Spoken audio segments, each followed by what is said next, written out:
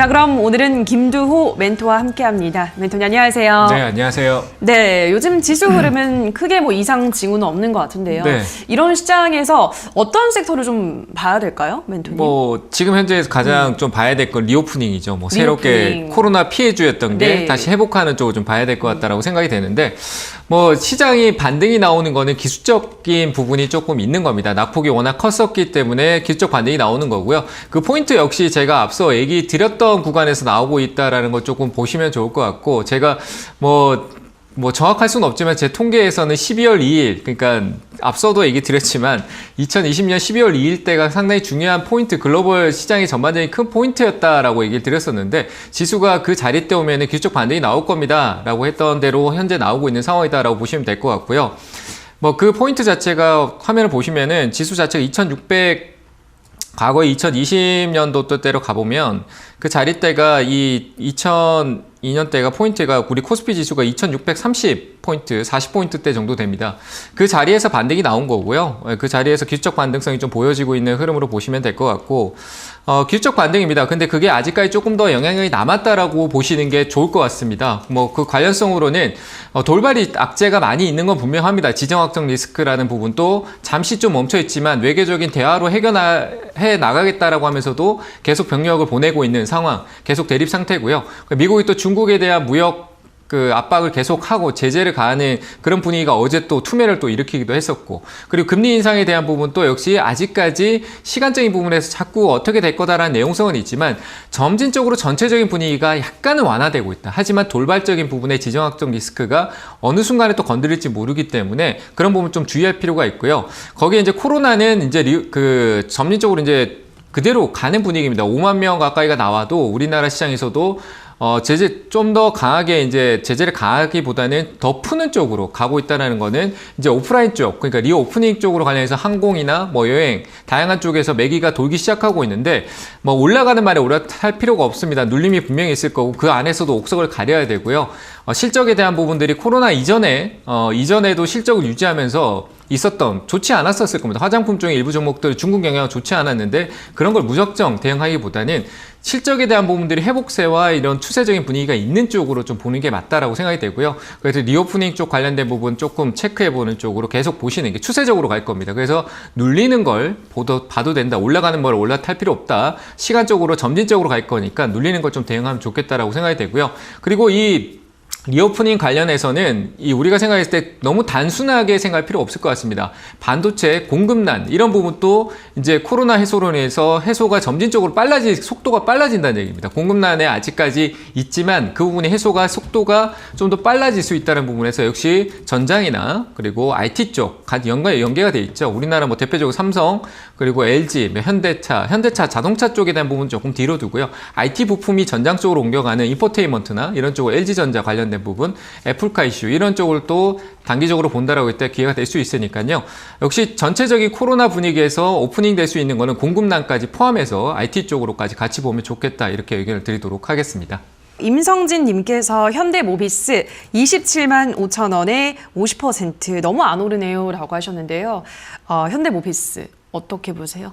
저는 장기적으로는 뭐 이것도 적금 종목 얘기는 합니다만 네. 장기적으로는 괜찮아요. 장기적으로는 좋다라고 보는데, 뭐 단기적으로 너무 안 온다 내린다라고 하는데 저는 50% 들어갔는 게 이게 한 번에 들어갔나 안 들어갔냐를 조금 얘기를 하고 싶은데, 한 번에 들어가셨다라고 하면은 좀 안 맞죠. 네, 안 맞는 투자라고 보고, 왜 한 번에 사는지 모르겠습니다. 사서 그 순간에 바로 올라서 수익 내겠다라는 건지, 뭐 현대모비스가 갖고 단타를 한 10%, 20% 수익을 내려고 하는 건지 한번 잘 생각해 보셨으면 좋겠어요. 현대모비스로 내가 50%는 비중을 들어가서 그냥 단기에 뭐 한 10%, 20% 수익을 빨리 내고 나오겠다, 이 생각으로 투자했다라고 하면 종목 선택이 잘못됐다라고 얘기를 드리고 싶고요. 그러니까 적립식으로 적금성 넣고 회사와 어떤 흐름을 동행하면서 내가 조금씩 사겠다라고 하면 이건 정상적인 흐름이다, 투자다라고 생각을 하고요. 그래서 저는 일단은 현대모비스는 가지고 계시면 매수가까지 충분히 올라올 수 있다라고 판단되니까 홀딩 의견 드리는데, 비중을 가감히 27만 원대에서 절반 이상으로 줄이시길 바랍니다. 네, 다음 댓글은 조막손님께서 GS 리테일 31,550원에 20%, 어제 실적 발표 이후 시장 기대치 이후로 하락하는데 계속 홀딩해도 괜찮을까요? 라고 하셨는데요. 오늘 뭐 우리 조막손님뿐 아니라 정말 많은 분들이 GS 리테일 상담 신청을 해주셨어요, 멘토님. 네. 어떻게 보세요, GS 리테일? 뭐 실적으로 편의점 사업에 대한 부분들 내용성에 미래에 대한 어떤 기대치는 있는데 네. 현실적인 부분은 안 나타나고 있는 거죠. 뭐 편의점에서 집에서 배송하면서 마켓 컬리를 대체할 수 있는 편의점에서 바로바로 이제 신선식품을 예. 집으로 배달하는 코스가 바로바로 편의점에서 나온다라면 그건 정말 미래 먹거리성으로 좋게 생각을 하는데 뭐 홈쇼핑하고 합병하고 뭐 별 내용이 나오면서도 시장에 어떤 반등을 기대할 수 있는 기대치가 좀 부족한 것 같아요. 그리고 실적은 이제 실적으로 뭐 호텔 쪽 관련된 사업부에서는 좋은 흐름이 있었지만 본 사업적인 그 주력에 대한 부분들은 좋지 못하니까 그걸 인식을 하는 거죠, 시장에서. 그러니까 실망 매물이나 좋지 못하다는 거에 종목 교체성으로 흐름이 나오는 거다. 그래서 이미 빠져 있는 상황이라 더 깊게 가지는 않겠지만 뭐 코로나 때 가격대까지 떨어져 있고 코로나 때 회복을 못해서 이만큼 깊게 빠진 겁니다. 그래서 역시 조금 더 반등의 여진이 있으니까 지금은 매도 쪽보다는 홀딩 쪽이고요. 위쪽으로 반등 또 추세 상황으로 봐도 3만 매수가 위쪽까지 갈 수 있습니다. 그래서 저는 한 33,000원까지는 홀딩 의견 드리도록 하겠습니다.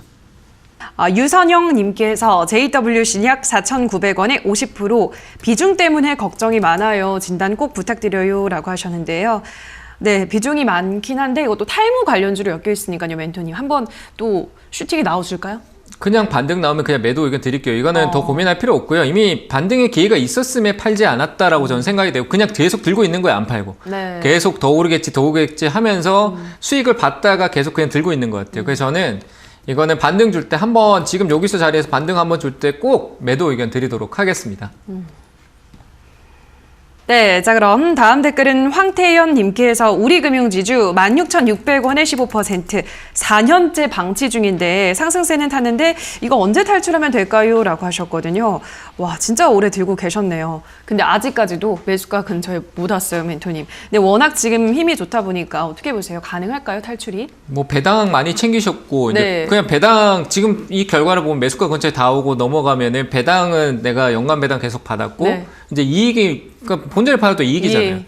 그런 마인드를 가질 것이냐. 저는 그렇게 가져도 될 거라고 생각을 하거든요. 그래서 저는 올라오면 매수가에서 과감히 비중이 그래 큰 것도 아니지만 어쨌든 비중에서 저는 절반 이상을 매도하는 쪽으로 의견 드리고 아주 적은 부분만 왜냐면 올해 초기 때문에 배당이라는 시즌이 또 1년이라는 시간이 또 걸려요. 그러니까 매수가 위쪽에서 매수가 정도에 왔었을 때 과감히 비중을 지금 15%면 10%는 덜어내서 현금화 시키고 5% 정도만 그냥 금융주 시장 뭐 금리 인상 이런 쪽으로 좋다라고 하니까 그래 5% 정도만 동행해보자라고 생각을 해서 한번 홀딩 쪽 의견 드리고요. 매수가 오면 10%는 매도 의견 드리도록 하겠습니다. 네, 다음 댓글은 몽이님께서 모트렉스 6,200원에 5%, 자율주행 관련주는 계속 홀딩하는 게 맞겠죠? 라고 하셨는데 맞죠? 라는 답을 듣고 싶으신 것 같아요.